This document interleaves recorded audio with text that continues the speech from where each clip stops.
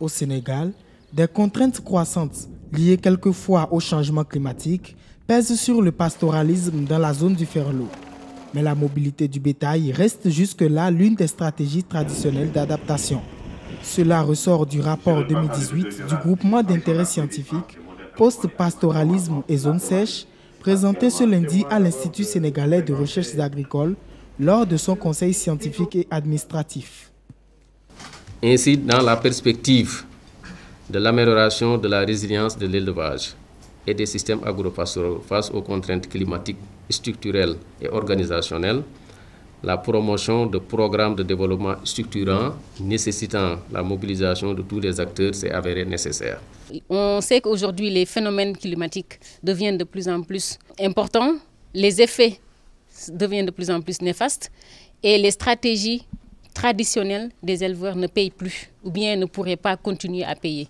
C'est là où on essaie de réfléchir à comment est-ce qu'on peut mieux les accompagner dans cela. Mais quand on compare les éleveurs aux agriculteurs ou bien aux autres, c'est ceux qui habitent dans les zones les plus climatiquement défavorisées ou bien là où il y a eu une variabilité climatique. Ce rapport scientifique expose les questions environnementales et la situation des écosystèmes pastoraux en Afrique de l'Ouest. Agir pour le développement du pastoralisme et son insertion dans les économies nationales nécessite la mise en place d'outils et de stratégies visant à faire face aux multiples défis du secteur.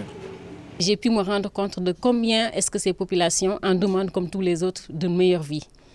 Sauf que le modèle d'élevage pour lequel ils ont choisi, qui date de millénaires et de millénaires, ne peut subsister dans les conditions environnementales dans lesquelles ils vivent que si les troupeaux bougent. Quand je dis bouge, c'est qu'il faut que les troupeaux aillent à la rencontre de l'eau et du pâturage. Un troupeau ne peut pas vivre sur place pendant un mois. Non seulement on n'a plus de ressources, mais on a une dégradation de l'environnement. Et il y a des travaux qui ont été faits depuis très longtemps qui ont démontré l'intérêt de la mobilité pour la préservation de l'environnement.